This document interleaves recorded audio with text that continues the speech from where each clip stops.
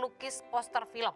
Dan dalam menghasilkan karyanya, Mas Parsan hanya mengandalkan sebuah papan triplex berukuran kurang lebih 2 kali 1 meter. Seniman lukis yang dulunya biasa membuat poster film tergabung dalam sebuah komunitas bersikat IPPFI atau Ikatan Pelukis Poster Film se-Indonesia ada. Ada loh. Ada. Panci sama wajan yang rusak tuh kita nggak bakal langsung dibuang, Ini guys. masih ada. Karena ada tukang patri keliling. Jadi kita tunggu aja dia datang. Kalau panci Anda bolong, solusinya tukang patri. Ya. Gitu.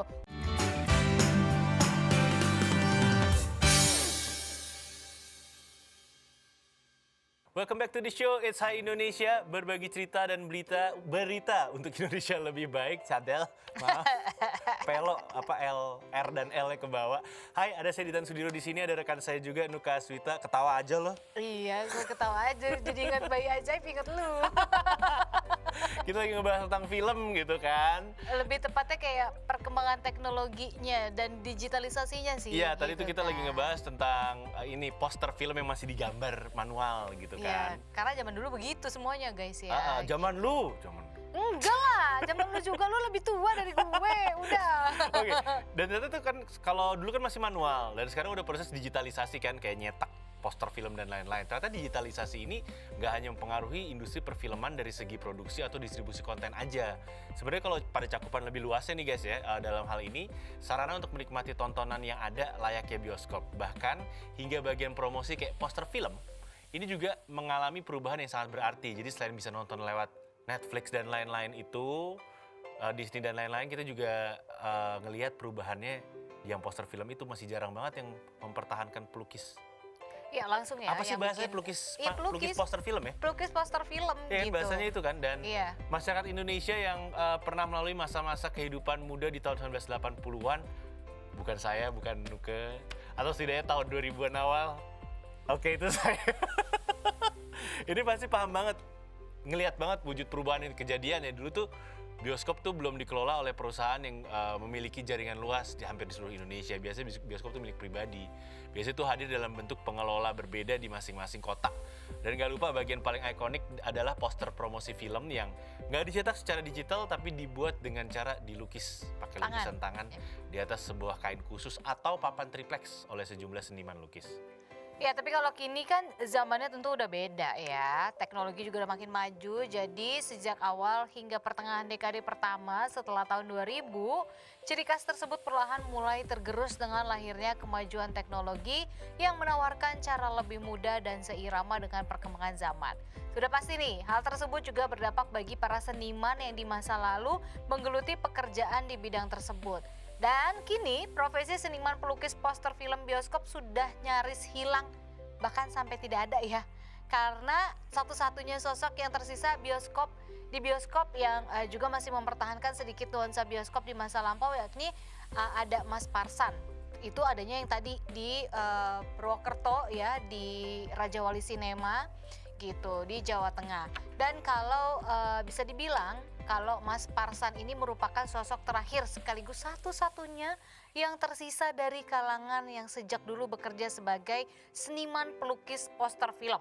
Dan dalam menghasilkan karyanya, Mas Parsan hanya mengandalkan sebuah papan triplex berukuran kurang lebih 2 kali 1 meter yang bisa digunakan secara berulang kurang lebih selama 5 bulan. Selain itu, sudah pasti seperangkat alat melukis seperti kuas dan berbagai macam warna cat kaleng juga dibutuhkan. Dan yang menakjubkan, dalam membuat satu buah poster film dirinya hanya membutuhkan waktu sekitar 1-2 jam aja. Terkadang pekerjaan tersebut dilakukan sembari mengerjakan hal lain juga gitu. Jadi udah nggak terhitung berapa banyak ya lukisan poster film yang sudah Pak Parsan buat. Keren nggak? Banyak. Ini kalau 1-2 jam aja guys. Iya, Dan gua dia tuh- mungkin sambil makan, sambil minum. gue baca artikel pertama itu dia 2016-an kalau nggak salah, gue baca artikel pertama tentang dia, terus viral lagi kemarin kan. Nah ini masih menurut sumber yang sama tadi. Jadi Mas Parsan ini menyebut bahwa sebelum kemajuan teknologi kayak sekarang, dirinya itu bisa dibilang berjayalah sebagai seorang seniman lukis lah ya. Dia itu sering untuk diminta tolong bikin lukisan kaligrafi di kubah masjid dan lain-lain. Dan Mas Parsan ini juga sering membuat lukisan untuk sejumlah spanduk warung kaki lima. Iya, warung kaki lima sampai sekarang masih suka dilukis daripada dicetak. Dan penghasilan dari pekerjaan tersebut bisa dibilang cukup lumayan. Bahkan dirinya sama sekali nggak memikirkan gaji yang didapatkan dari membuat lukisan poster film di bioskop Raja Wali. Nah, itu kan Mas Parsan dari Bioskop Raja Wali. Gimana dengan jejak dari pelukis poster Pelukis film lain ya? lainnya coba kan? Iya. Jadi selain Mas Parsan, jejak para pelukis poster film lain ini ada juga pada tahun ini sempat muncul di kota Surabaya. Bahkan para seniman lukis yang dulunya biasa membuat poster film tergabung dalam sebuah komunitas bersingkat IPPFI atau Ikatan Pelukis Poster Film Se-Indonesia ada. Ada loh. Ada. Iya dulu kan mungkin emang Ada. pekerjaan ya gitu, Yap. belum ada teknologi digital gini kan. Dan pada tanggal 5 Januari lalu ini mereka diketahui membuat sebuah pameran bertajuk Mindah atau akronim dari Mini dan Indah. Berlokasi di The Progo, kawasan Taman Bungkul, dan dalam pameran tersebut terdapat sebanyak 62 lukisan berukuran kecil karya 13 anggota dari IPPFI beberapa kota di Indonesia. Keren. Iya, keren banget sih. Dan para seniman pelukis poster tersebut dulunya diketahui bernaung di studio poster film yang menjadi rekanan perusahaan distributor film. Nah, spesialisasi mereka diketahui berbeda-beda juga ya. Ada yang spesialis membuat poster film Mandarin, terus ada yang membuat film India, poster film Barat, sampai film lokal Indonesia. Dan kini para pelukis tersebut memang sudah menggeluti bidangnya masing-masing setelah tidak lagi melukis untuk poster film seperti dulu. Ada yang menjadi spesialis membuat gambar hitam putih untuk slide dan iklan film di koran-koran, dan ada yang beralih ke pembuatan baliho untuk panggung pertunjukan, kampanye, dan masih banyak yang lain-lainnya ya. Ada juga yang kemudian beralih menjadi ilustrator di media cetak dan online Jawa Pos. Dan yang jelas hingga saat ini disebutkan bahwa para seniman yang dulunya menggeluti pembuatan poster masih tetap berhubungan satu sama lain dengan mengandalkan grup jejaring pesan instan pastinya. Ya, sekarang udah ada grup WhatsApp. Yoi, masih chattingan, ibaratnya kayak gitu. Lukis apaan yang terbaru gitu. Trennya lagi ke arah mana nih gitu kan. Iya, Tapi gue baru tahu loh, ternyata ada organisasinya. Mereka dan ada perhimpunannya ya. Ada perhimpunan dan masih aktif sampai sekarang kemarin. Dan mereka ketemu. dan ini mereka paham juga akan tren bahwa sekarang tuh udah susah lu naruh poster segede gaban. Lu masang poster gede di depan bioskop tuh udah jarang. Karena orang lihat dari handphone gitu kan. Iya, melalui media sosial mau tidak jadi mau. mereka bikin yang kecil. Iya. Mini dan indah. Iya. Lucu ya namanya. Mindah. Mau kemana? Mau mindah. Iya, mindah kemana?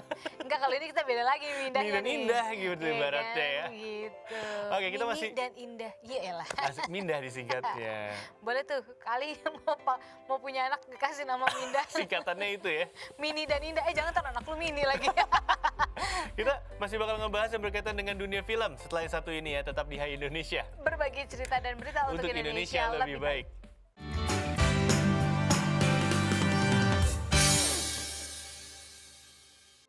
Indonesia, kita balik lagi masih Yes. di Hai Indonesia, pastinya berbagi cerita dan berita untuk Indonesia lebih baik. Nuka sama Ditan masih bahas terkait teknologi digital di perfilman lah. Iya, kalau tadi kan terakhir kita ngebahas tentang pelukis poster Film yang sudah sangat jarang. dan tersisa hanya satu orang, Iya, Pak Parsan. yang jejaknya masih jelas ya. Iya, Dan Pak Parsan ini adanya di Purwokerto, Jawa Tengah. di Bioskop Raja Wali dia udah kerja 30-an tahun melukis Iya, kurang poster lebih film. 34-36 Iya. tahun lah Tapi ya. kan pekerjaan sampingan dia salah satu itu sampai sekarang masih ini kan, melukis tenda warung yang ada gambar lele, ada gambar ayam. Itu gua kasih tau lu ya.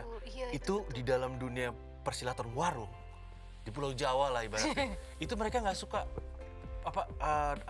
apa namanya gambar yang dicetak, mereka lebih pengen di Iya, makanya ada kepercayaan tersendiri. Kita lihat warung-warung pecel lele itu masih menggunakan itu kan. Iya, jadi ada kepercayaan sendiri dari para bapak-bapak, amang-amang, engkang-engkang yang pengen warung tenda mereka tuh dilukis dengan manual. Dilukisnya tuh juga, lu tahu kan yang ada gambar ayam, Iya, ada gambar pecel lele, masih beneran ya? Iya, ada lelenya malam Lele, terus gitu. kalau masak seafood tuh ada gambar ikan atau kepitingnya. Iya. Nah, jangan tertipu, kalau kita masuk nggak ada.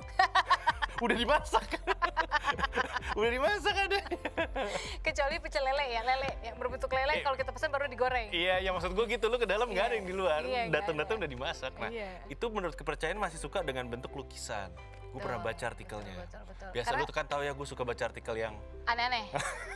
Artikel lo tuh yang out of the box yo gitu. gue doyan bacanya. Iya.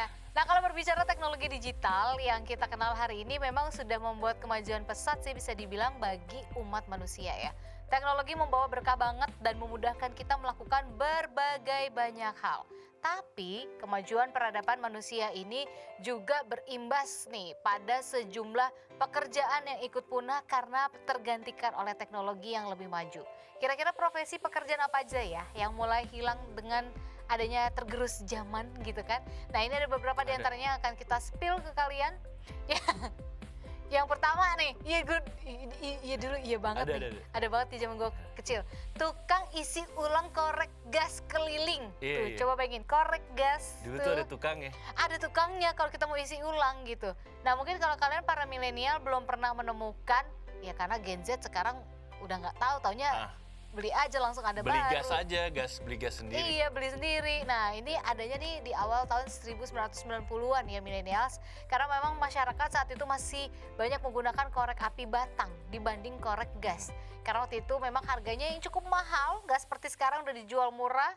Dan akhirnya untuk menyiasatinya korek gas yang sudah habis ya kita udah punya tempatnya, itu bisa diisi ulang dan gak langsung dibuang gitu. Jadi nanti tuh ada tukang isi ulangnya yang keliling. Iya, muter Dia dari rumah ke rumah tuh ada, kita bisa tahu. Dan berbeda banget sama zaman sekarang. Kalau korek api gas ya di supermarket udah gampang aja sekarang kita ya temuin. kan, udah banyak beli, harganya pun udah murah banget, Iya, menjamur bener banget. gitu. Dan hal ini membuat profesi tersebut ditinggalkan karena memang udah sepi peminat. Bukan ditinggalkan, kayaknya udah nggak ada ya. Udah nggak ada sih kayaknya. Kayak nggak ada ya. Udah nggak ada. Karena harganya juga udah murah banget. Udah jarang, tapi yang masih ada tuh yang ngasah pisau sama sol sepatu masih banyak. Ini Masih servis suka lihat payung. Servis payung gue masih pernah lihat, nggak tahu sekarang ya. Tapi gue masih pernah lihat. Keluar rumah, keluar servis payung. Serius, servis Masih ada. Gue berapa tahun lalu masih ketemu tuh servis ada. payung. Iya. Gitu. Terus ada satu lagi yang ini udah bener nggak ada, badut keliling. Badut banyak sih, cuman biasanya nggak. Kalau dulu kan keliling. Kalau kan di hati. Iya. Masuk, kayak ngadil-ngadil Rita. Gitu ya, gitu kan. Biasanya kita dianggap badut sama si dia. Cik gitu. Oh iya, habis itu di ghosting ya, Bo? Iya, itu di ghosting buat hiburan aja gitu Iya, kan. badut di hatinya. Lu jadi badut di hatinya ibaratnya Jangan gitu. mau guys, kok jadi badut di hatinya guys, ntar gak dianggap. Tapi kalau zaman dulu badut keliling dianggap hiburan. Ya kalau Ada dulu, hiburan lain. kalau badut yang ini lucu, menghibur. Kalau badut itu nggak lucu guys. Jadi biasanya profesi sebagai badut keliling komplek ya, bukan keliling hati ya. Ini cukup menjanjikan ya. Mereka biasa pakai wig rambut keriting warna-warni, pakai hidung merah yang bisa dipencet, polet gitu. Lu dong kapan-kapan pakai wig. Gak usah, udah jadi gue kayak gitu. Jadi badut, kurang badut apa gue? Pakai perut gendut lah gitu ya. Dan badut-badut ini disukai sama anak-anak gitu kan. Biasanya badut ini datang ke kampung-kampung untuk mempertunjukkan sulap. Iya, mereka bisa sulap sederhana, bisa ingin bola nih. Gitu. Terus biasanya di akhir acara warga akan patungan sebagai upah dari sang badut ini. Kalau zaman now, gitu kan, seperti yang gue bilang tadi, badut itu biasanya lebih banyak dalam berbentuk karakter. Tapi masih ada. Bukan yang tapi di makeup. lampu-lampu merah. Iya, Nah, badutnya bener-bener badut ya. Nggak, ini yang ngomongin nih karakter yang kayak Doraemon, Pikachu. Kalau di pinggir jalan tuh sekarang ngebadut itu gitu atau Badut yang bener badut. ada. Ada banyak. Oke, Dan dia masih ada ya? kerjanya cuman kayak Lu ya tinggal udah mana sih? minta-minta. Jangan kan daerah mana, Pancoran sini aja masih suka Gua ada satu, tapi badutnya satu warna, manusia silver. Itu bukan badut, bencong. Maksudnya badut cuman serem ya? Iya, itu bukan badut, Cong ya. Ini badut yang benar-benar pakai kostum badut, pakai wig. Gue suka lihat tuh dia bawa Ada. anaknya lah apa. Kalau yang kostum beruang, jangankan beruang ya, ada badut bentuk masa and the Bear. Ada Masya, masanya iya. juga ada. Itu gue lucu. Masya and the Bear ada juga. Gitu, Oke. untuk mereka datang ke biasa juga datang ke sebuah acara juga bisa, cuman tren badut sekarang tuh kayak gitu, udah nggak make up lagi. Gue takut tuh sama badut make up. Enggak, badut tergerus, ondel-ondel terdepan. Iya, itu masih bisa. Banyak banget tuh ondel-ondel. Iya, itu jadi badut yang make up zaman dulu berinkarnasi dengan kearifan lokal, yaitu kalau di daerah Jakarta tuh ondel-ondel.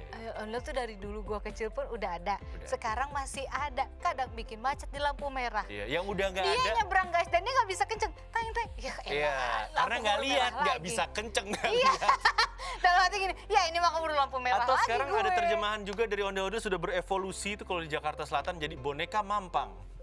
Beda Serem. dong ngomong ondel-ondel. Beda ya, tapi Beda. kearifan lokal loh ondel-ondel itu. Iya, iyalah, tapi punya. Yoi, pasti ada lagu. Oke, selanjutnya kuda lumping keliling guys. Serem ya. guys. Sekarang adanya nggak yang kalau dulu tuh versi yang benar-benar lengkap ya, yang ada pocong-pocongan, ada ada yang ini. musiknya. Kalau sekarang cuma seorang selepet Iya, bawa selepet gitu. takut gua. Tapi minta-minta gitu. Gua takut. Iya kan. Nah ini sama seperti badut keliling, kalau atraksi kuda lumping dulunya ini sangat mudah banget ditemukan di daerah-daerah ya. Karena kesenian asli Jawa ini menggunakan kuda tiruan untuk properti pertunjukan ya. Hingga saat ini kesenian kuda lumping atau jaranan masih terus dilestarikan. Tapi biasanya ini dilakukan oleh paguyuban atau kelompok seni saat ada perayaan tertentu. Sedangkan untuk pertunjukan keliling kampung seperti dulu kini udah nggak ada, alias sudah banyak berkurang. Iya, tapi satu hal yang bagus sih dengan kemajuan zaman di Indonesia, akhirnya nggak ada lagi tuh namanya atraksi yang gue kurang setuju, itu topeng monyet. Iya. Topeng monyet. Jadi topeng monyet. Iya, itu udah nggak ada, itu bagus. Nggak, karena itu kan kadang kasihan monyetnya nggak diurus beneran. Dan mereka tuh disiksa loh biar bisa nurut. Dan kalau diperhatikan Iya. talinya itu di ke leher mereka. Jadi gitu. Nah sekarang nih udah kemajuan zaman, udah nggak ada lagi namanya atraksi topeng monyet itu kan. Topeng monyet ya kan. Bagus lah udah nggak ada. Kasihan apa sih namanya? Apa sih bahasa Inggrisnya, lupa, anak zaman sekarang tahu tuh. Jadi intinya lo memaksakan binatang. Iya, gitu. iya. Dan memang sebenarnya aksi kayak begini Delman tuh udah banyak dikecam oleh pecinta-pecinta hewan sih ya. Delman gitu. masih lebih oke karena sekarang ngurusnya udah lumayan benar, cuman tetap sedih sih. Sedih karena membuat mereka bisa sampai nurut sama kita itu ada tindakan penyiksaan ke hewan. Kadang Iya, ada. biar Itu mereka sama, nurut. kalau di Pulau Jawa kan sebutnya Delman, kalau di Nusa Tenggara Enggak. Dokar. Dokar. Enggak. Biasa beda bahasa. Iya sih, cuman kayaknya nggak tahu deh. Beda bahasa kalau di sana. Nusa Tenggara Sebut nggak tahu deh, gue kesana nggak ada. beda. Nggak ketemu. Nggak ada nyebut-nyebut dokar, kuda aja gitu. Kuda. Udah. Oh iya, karena kudanya banyak. Kuda, apalagi di daerah-daerah Bima situ kan. Di Gili itu nyebutnya seperti itu. Gili itu di Nusa Tenggara Barat. Iya kan, Nusa. Iya di daerah Lomboknya. Yes. Gitu. Terus selanjutnya pedagang rambut nenek keliling. Nah Ada, lo. Mas, keliling enggak bener, tapi ini sudah mudah ditemui di mall-mall. Tapi beda tahu, itu beda. Bukan yang rambut nenek tuh yang dibikin dulu, Pak Tarik gitu. Iya. Beda sama yang di mall. Yang gitu kan? Bukan. Yang gitu? Bukan. Ini yang mana? Bukan. Nah, lu nggak pernah ya, Tan. Dulu nih kalau abang-abangnya tahu yang dimasak digitu-gituin. Bukan bukan. gulali juga. Itu gulali. Ini rambut nenek. Dibikin Iya, seret yang ditarik. ada merah-merah gitu kan? Enggak, bukan. Itu biasa satu abang tuh. Bukan, dibilangin ngeyel ya dia Sebelahan ya. sama abang-abang jual leker. Bukan. Nah, kalau dulu kalian Gua udah tahu, suka bentar ya. sudah suka dengar suara sumbang dari penjual rambut nenek, pasti langsung buru-buru keluar kan. Nah, untuk membeli gitu biasanya karena dia lewatnya depan rumah-rumah kita guys gitu. Tapi kalau sekarang udah nggak ada sama sekali. Udah nggak bakal ada, susah banget ditemuin ya. Ini kan? Gitu. Bukan. Rambut nenek masih banyak dijual tapi dalam kemasan gitu, lebih modern dan dijajakan di swalayan hingga mall. Oke, saya kasih lihat tuh arum manis yang di Iya, itu arum manis. Ya, itu arum manis. Tapi kalau lu Google keluarnya itu beneran. Salah, lu ngerti maksud gue kan? Oke, next. Next nih era yang tergerus oleh digital tuh adalah rental DVD. Dulu Ya tuh, Allah, iya. gue kalau ngomong dulu malu gue. Tua banget ya. Malu gue. Jadi gue tarik dari zaman gue kecil banget, kita tuh dulu nyewanya video. Iya. Video beta. Iya. Iya, video kan beta, ada beta dan VHS. Nah ini yang beta nih, yang terus di ujung tempat penyewaan videonya biasa ada video yang rusak tuh, yang itunya pitanya ketarik-tarik. Gitu gue nonton Google Five, Gaban Sarifan dari situ tuh. Terus udah gedean dikit Laserdisc. Iya. Sewa Laserdisc tuh nggak Iya. banyak tempatnya. Nah terus tiba-tiba pas dunia VCD sama DVD itu sempet banyak banget yang namanya penyewaan DVD atau VCD. Dulu namanya Video Easy, udah nggak ada. Nggak ada. Dulu Video Easy tuh ada di mana-mana, saya inget Iya, gue. iya. Gitu, makanya Dan sewa DVD tuh kayak, aduh ada film terbaru, udah ada belum ya? di kita nggak tempat tahu ada apa sewanya. nggak. Kalau sekarang lo tinggal langganan Netflix, dia Ya, yang ngasih elah, tahu udah ada iya. apa kan, Netflix yang ngasih tahu gitu kan. Jadi di era digital semua tuh, semua akses jadi makin gampang, makin mudah, termasuk untuk urusan nonton film kayak Nuke tiap malam ya. Masih nggak sih lo? Masih kan? Nah, sekarang ini udah banyak aplikasi atau website resmi yang bisa kita bayar dengan harga terjangkau. Penyedia film layar lebar yang bisa kita tonton, mau dari handphone maupun lewat laptop atau layar lain, media layar lainnya juga. Kalau di zaman dulu, ceritanya, itu kita harus datang, kita harus samperin tempat sewa DVD. Iya, terus nanti VCD. dikasih tanggalnya kan, tanggal berapa, Iya. dibalikin tanggal berapa. Kayak minjem buku di Perpus, perpustakaan. iya. Jadi kita, ya udah itu kita lakukan untuk kita bisa nikmatin film-film favorit kita deh. semakin banyak keping CD yang kita pinjemnya, ya udah harganya semakin mahal juga, dan balikinnya jangan telat, nanti ada apa dendanya. Ada dendanya, jadi pinjemnya nggak bisa lama-lama, abis pinjem langsung selesaiin di rumah gitu. Kayak kita tuh kalau habis pinjam DVD gitu langsung maraton gitu nggak sih? Iya, karena kalau telat lo ada denda, Iya. lo siap-siapnya dapat denda, pas lo balikin dapat denda gitu kan. Dan karena kalau minjem satu tuh kayak nanggung gitu ya harganya gitu. Mendingan sekalian banyak gitu. Yap, nah tapi itu dia yang bikin greget, jadinya kegiatan nonton DVD tuh kayak yang lo bilang tadi lebih bermakna, maraton DVD segala macam, karena perjuangan zaman dulu berat bos, terus zaman dulu gue nggak berani nggak balikin karena gue sering kesana. Kalau tukang itu tukang DVD yang sana musuhin gue nggak tahu tuh kemana lagi. Jadi gue nggak berani macam-macam. Terus saking banyaknya gue harusnya didenda 3 hari digratisin. Oh gitu? Iya, dulu pernah. Ya Allah Dita, iya. Saking gue seringnya balik. Memori lu tuh yang begitu-begitu ya, San? Banyak. Terus kalau lo udah deket sama abang-abang DVD-nya, lo bisa mesen film yang lain juga. Iya, terus kalau ini nanti kita bisa pesan gini, pokoknya kalau film ini udah ada, gue duluan. Bisa, itu bisa. Begitu. Atau mungkin film yang nggak ada di dalam itu bisa lo minta. Iya. Gue Bisa lo paham sewa. maksud lu, Tan. Gue paham. Saya gua tertarik paham. nih dengan film Arah. Iya, paham saya. Aduh, zaman itu. Selanjutnya ada tukang patri. Nah, lu. Ini tukang patri itu yang kaca bukan sih? Mana sih? Ih, dalam rangka penghematan dulu panci. Oh, panci. Iya, tukang patri. Ini masih ada. Panci sama wajan yang rusak tuh kita nggak bakal langsung dibuang, Ini guys. masih ada. Karena ada tukang patri keliling. Jadi kita tunggu aja dia datang. Kalau panci Anda bolong, solusinya tukang patri. Ya. Gitu. Wajan Anda kosong, susah dibersihkan, ada tukang patri. Gitu. Nah, biaya perbaikannya pun murah ya. Kalau dulu-dulu mungkin kalau sekarang nggak nyampe lah 10-15 ribu. Mungkin kan kurs dulu tuh kayak kita ngitungnya lebih kecil gitu ya. 20-an kali ya. Nah sayangnya kini tukang las panci keliling sudah mulai berkurang karena memang udah sepi peminat guys. Jadi dengan harga yang nggak terlalu jauh, kita udah bisa membeli panci baru yang biasa dijual keliling. Gue lihat kok, masih lihat gue 2015-an tuh masih ada ya di perumahan kecil. Iya. Enggak, permak jeans keliling masih ada tahu. Bukan, enggak, ini mulai nggak ada juga. Next nih permak jeans keliling yang udah mulai jarang, nggak kayak Masih dulu banyak. lah. Daerah lu? Masih banyak ini mah. Oke, karena di daerah Nuka masih banyak, next coba. Oke, kita bahas mengenai ini ya, tukang permak jeans yang keliling. Kalau gue sih permak jeans gue ada langganan, jadi datang ke kontrakannya gitu. Iya. Kalau gue, tapi ini yang kategori keliling biasanya mereka Pakai naik sepeda. Iya, itu masih banyak Gitu sih. kan. Gue sih masih Ini nemuin. sebenarnya masih banyak tapi udah mulai tergerus nih ya. Jadi mereka biasanya dimodif sepedanya, di bagian belakangnya tuh ada mesin kecil gitu, mesin jahit. Bisa mereka dudukin di bagian belakangnya. Terus mesin jahitnya kalau dibuka ada meja kebuka gitu. Mereka bisa kerja di rumah kita biasanya. Mereka ini biasanya berkeliling kampung atau perumahan. Perumahan Nuka masih banyak nih. Lu bilang banyak. Iya, banyak. Dan nunggu untuk dipanggil gitu. Jadi baju atau celana yang mau dipermak gitu kan, itu bisa dikerjain saat itu juga. Dan kerjanya cepet banget guys. Set, bat, selesai. Iya, Gitu. betul. Pokoknya kerjanya cepet banget lah, gak kayak mantan kamu itu. Kenapa jadi gue dibawa-bawa ya? Gitu. Gak kayak mantan kamu yang gak sat bat gitu kan. Kerjanya Nggak sat. banget kebanyakan ntar dulu, jalanin dulu Ntar gak sok jadi-jadi gitu. guys. Ini kerjanya Oke. cepet banget, gue pernah lihat. Tapi kini tuh yang namanya permak jeans itu biasanya mereka memilih menetap di suatu tempat kayak ngontrak gitu, kayak langganan gue, daripada mereka berkeliling kayak di kompleknya Nuka gitu kan. Ada yang berkeliling, ada juga yang kayak gitu. Selain tidak perlu banyak tenaga untuk berkendara, emang biasanya tuh pelanggan lebih mudah nemuin keberadaannya. Kita nggak nunggu depan rumah. Iya. Gitu betul. biasanya. Selanjutnya pengantar surat. Ciela, dulu tuh kita tunggu-tunggu banget. Iya, kalau lu ada yang masih kirim surat. inget nggak zaman dulu kalau Pos. ngirim surat pakai burung? Enggak ya, serem. Ngirim suratnya pakai burung, nggak tahu nyampenya. Enggak nyampe-nyampe. Zaman kerajaan.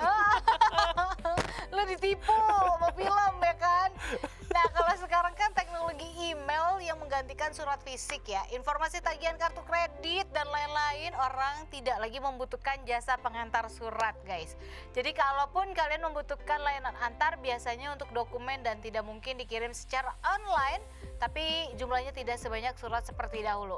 Untungnya profesi ini sekarang masih bisa bertahan, hanya saja fokusnya lagi udah nggak pada surat tapi paket. Jadi gini, tak paket. Ya itu udah seneng banget tuh gue kalau udah dengar gitu, berarti paket Gak sampai. Ini juga adalah salah satu keuntungan dari kemajuan teknologi ya, karena online shopping sekarang ini semakin mewabah dan pengiriman barangnya juga masih membutuhkan jasa pos Ya, sekarang. bener banget. Dan selanjutnya nih ada juga, sebenarnya gue masih sering lihat nih ada tukang servis jam. Tapi yang keliling nggak kali ya? Yang keliling itu yang udah susah Udah banget. nggak ada. Jadi tukang servis jam ini dulu tuh di beberapa daerah tukang servis jam itu biasanya ngumpul di satu tempat, kayak di dekat Senen tuh di Patung Patani itu depan tukang jam semua tuh. Tapi sekarang udah jarang ditemuin nih yang ngumpul kayak gitu. Iya, karena udah nggak ada ya. Ada di mall-mall kan, Iya, toko pusat jam perbelanjaan atau pasar aja. sekalian. Iya. Selanjutnya ada loper koran. Iya, ini juga udah nggak ada karena koran makin lama udah makin tergerus ya. Mungkin kalau di era 90-an profesi ini masih dianggap penting karena setiap pagi biasanya kita nunggu-nungguin nih. Ya, semua orang menunggu kehadirannya untuk melempar koran dari luar pagar. Tiba-tiba udah ada aja di halaman gitu. Nah, loper koran bukan hanya mengantar koran atau majalah dari rumah ke rumah, namun terkadang juga berkeliling menjajakan korannya. Dan sungguh disayangkan saat ini jasa penjual koran sudah tidak dibutuhkan lagi. Berkat kemajuan teknologi, orang hanya perlu mengklik dengan satu jari untuk membaca berita yang diinginkan di situs media manapun pada smartphone ataupun laptop kalian. Tentu aja pekerjaan sebagai loper koran ini akan segera berakhir karena memang sudah tidak dibutuhkan lagi. Palingan ketemu 1-2 di lampu merah aja gitu kan. Udah jarang juga Udah karena jarang. sekarang semuanya online juga sih. Iya, banyak banget sih sekarang yang udah bener-bener tergerus. Sebenarnya masih banyak pekerjaan-pekerjaan atau profesi ya. Yang tergerus oleh dunia digital, tapi yang kita sampaikan yang segitu aja dulu. Iya, karena sehanesnya waktunya tidak cukup. Iya, kita ya, di- jujur Li, waktunya Iya. udah habis. Yap, jangan kemana-mana, tetap di Hai Indonesia. Berbagi cerita dan berita untuk Indonesia lebih baik.